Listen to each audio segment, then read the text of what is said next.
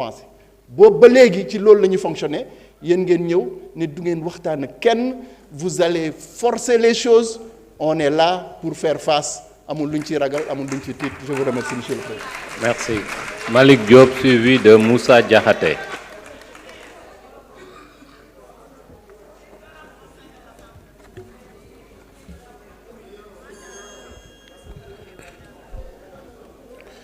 Monsieur le Président de l'Assemblée nationale, Monsieur le ministre de la Justice, garde des Sceaux, Monsieur le ministre en charge des collectivités territoriales, Monsieur le ministre en charge des relations avec les institutions, honorables députés, Sénégalaises, Sénégalais, Monsieur le Président de l'Assemblée nationale, le Sénégal est à la croisée des chemins. Il est important que nous puissions faire déjà un appel à la sérénité et à la responsabilité pour tous les sujets qui sont adressés aujourd'hui. Les Sénégalais sont inquiets, ils sont hagards, ils sont perdus, en proie au découragement. Ils sont devenus surtout dubitatifs par rapport à leur avenir proche et l'avenir lointain. Ils avaient espéré un répit politique mérité suite à l'achèvement des dernières élections présidentielles et à l'élection démocratique d'un nouveau président de la République et la mise en place d'un nouveau gouvernement. Hélas, que nenni. La crise institutionnelle s'installe et s'installe lentement, mais sûrement. Aux dépens de qui? C'est les Sénégalaises et les Sénégalais. Nous sommes interpellés, nous tous, les 165 députés, qui représentons le peuple souverain.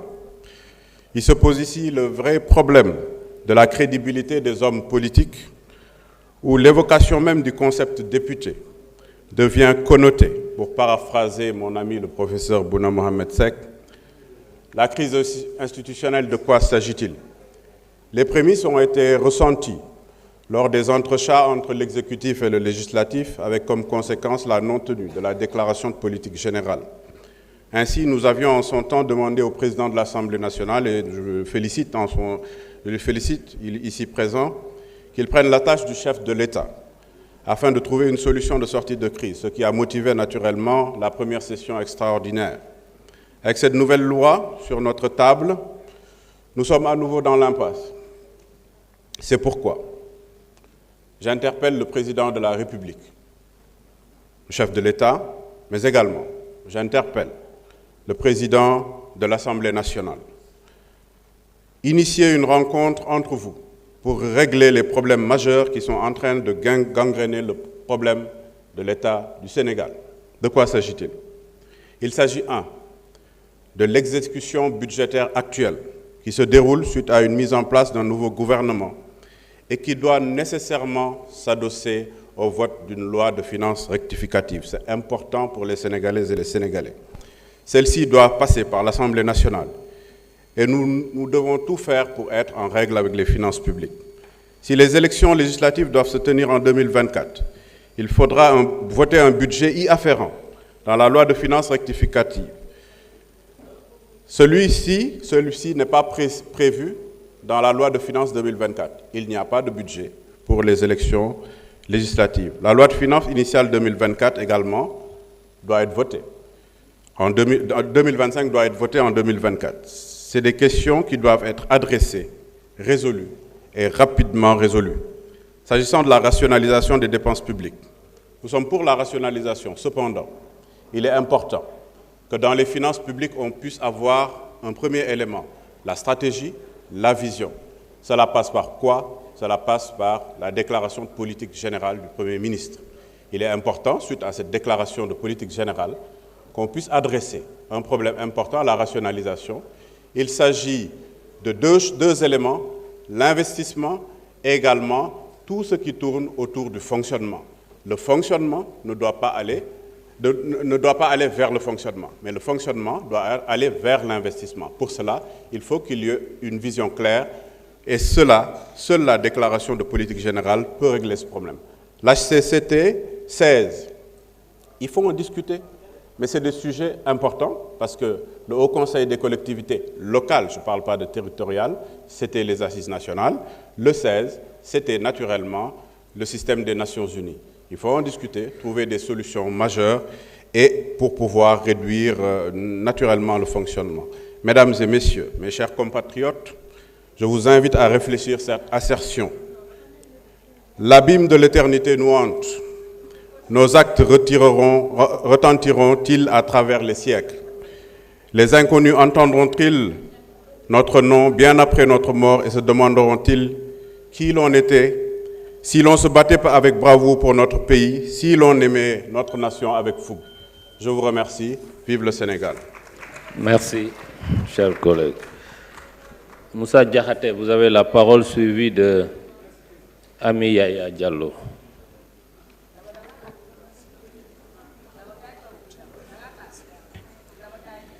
Bismillahirrahmanirrahim.